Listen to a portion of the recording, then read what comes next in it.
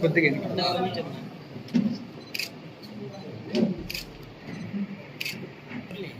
చాలా నాకు ముఖ్యమైన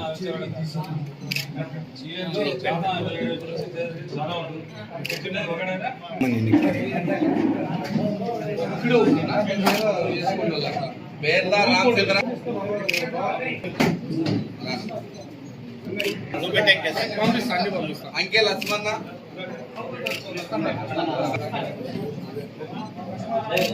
బాలరాజు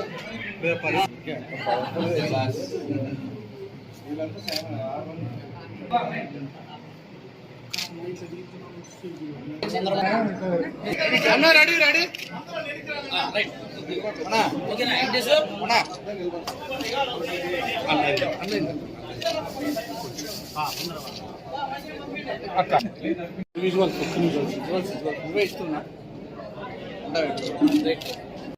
అసలు బీసీల్లో గుర్తించడంలా ప్రకాష్ రెడ్డి చెప్పాడు ఎలక్షన్ లో 19లో నాకు ఒక్కసారే ఛాన్స్ ఇవ్వండి, ఒకే ఒక్కసారి.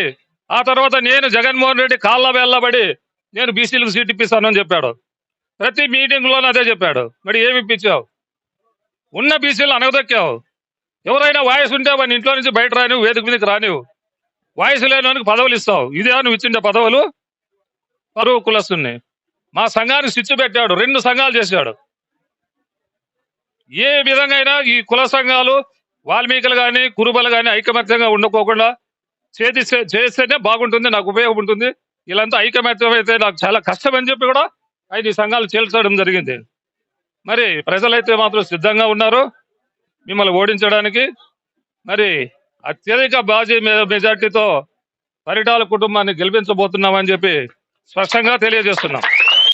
వైఎస్ఆర్ పార్టీకి నేను గతంలో చేసినటువంటి జిల్లా పరిషత్ ఫ్లోర్ లీడర్, రాష్ట్ర కార్యదర్శికి ఆ పార్టీకి ఎలాంటి సంబంధాలు ఉన్నాయో అన్ని తెంచుకొని ఈరోజు రాజీనామా చేసి మరి సునీతమ్మ గారు, శ్రీరామ్ గారు ఆధ్వర్యంలో కండువా కప్పుకోవడం జరిగింది.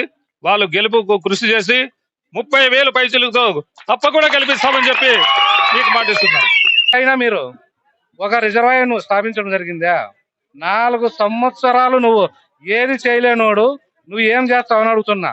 నేను ప్రకాష్ రెడ్డిని ఒకటే అడుగుతున్నా, అయ్యా నీ ఇంటి దగ్గర తాగడానికే నీళ్ళు లేవు, నువ్వు ప్రజలకు ఏం దాహ తీరుస్తావు అని నేను అడుగుతున్నాను.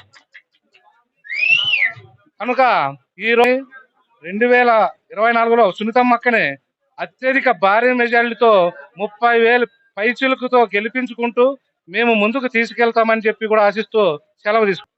కష్టకాలంలో ఈరోజు తెలుగుదేశంలోకి వచ్చిన దానికి కూడా చాలా సంతోషంగా కూడా ఉంది.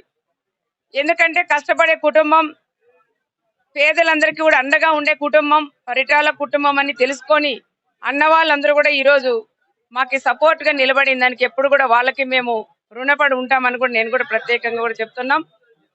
ఈరోజు చాలా విషయాలు వైఎస్ఆర్ ప్రభుత్వంలో ఏం జరిగినాయి, ప్రభుత్వంలో జరిగిన దానికన్నా ఇక్కడ ఒక చిన్న సైకో ఎమ్మెల్యే ప్రకాష్ రెడ్డి వాళ్ళ సోదరులు ఏం చేశారనే విషయాలని కూడా చాలా క్షుణ్ణంగా వాళ్ళకి, ఎందుకంటే ప్రతి ఒక్క పాయింట్ వాళ్ళందరికీ కూడా తెలుసు.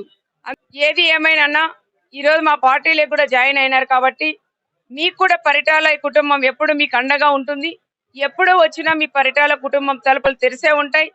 మీరు వచ్చినా నా చేతనైనంత వరకు శ్రీరామ్ బాబు మేమిద్దరం కూడా ఉంటాం. తప్పకుండా పని చేసేదానికి కూడా సిద్ధంగా ఉంటాం. మా స్వార్థం కాదు, నా ప్రజలు, నా నియోజకవర్గం ప్రజలు బాగుండాలని కోరుకునే కుటుంబం మా పరిటాల కుటుంబం. మన పంటలు పెట్టినాం, పంటలన్నీ ఈ రోజు ఎండిపోయే పరిస్థితులు కూడా ఉన్నాయి. అదే పేరూరు ప్రాజెక్టు కూడా పూర్తి చేసుకో ఉండింటే ఈ రోజు చాలా మంది రైతన్నలు కూడా దేని మీద కూడా ఆధారపడకుండా సంక్షేమ పథకాల మీద కూడా ఆధారపడే రైతన్నలు కూడా ఎవరు లేరు. నీళ్లుంటే బంగారు పంటలు పండించే రైతన్నలు మా ప్రాంతాల్లో కూడా ఉన్నారు. తప్పకుండా మీరు దేని మీద అయితే ఏ ధ్యేయం పెట్టుకొని మీరు ముందుకు వచ్చారు, ఇవన్నీ కూడా మనం అందరం కూడా చెయ్యి కలిపి మనం సక్సెస్ చేసుకుందామని ప్రత్యేకంగా అన్నోళ్ళందరికీ కూడా నేను తెలియజేస్తున్నాం. ఇక్కడ ప్రకాష్ రెడ్డి చేస్తున్న అనేకమైన అరాచక పరమైన ఆలోచనల వలన ఈరోజు వైఎస్ఆర్ పార్టీలో కూడా ఈరోజు వాస్తవంగా చెప్పాలంటే ఒక కొత్త విప్లవాన్ని వీళ్ళు సృష్టించుకొని ఈరోజు ప్రతి ఒక్కరు బయటకు వచ్చి మేమంతా అభివృద్ధి వైపు నిలబడతామని చెప్పని నినదిస్తూ ఈ రోజు బయటికి రావడం అనే విషయాన్ని కూడా మనం చూస్తున్నాము. ఖచ్చితంగా ఈ రోజు ఈ నియోజకవర్గాన్ని అభివృద్ధి చేయడం కోసం అని చెప్పని వారు ఏ నమ్మకం పెట్టుకొని ఈ రోజు ముందుకు వస్తున్నారో వారందరి నమ్మకాన్ని ఒమ్ము చేయకోకుండా అంతా కలిసి మన నియోజకవర్గాన్ని మన పల్లెల్లోని ప్రజలందరినీ కూడా అభివృద్ధి వైపు నడిపించడానికి అందరూ ఒకరికొకరు చేయగలిపి మేమంతా కూడా సహకరిస్తూ పోరాటం చేస్తాం అందరు కలిసి అని చెప్పి కూడా నేను తెలియజేస్తున్నా.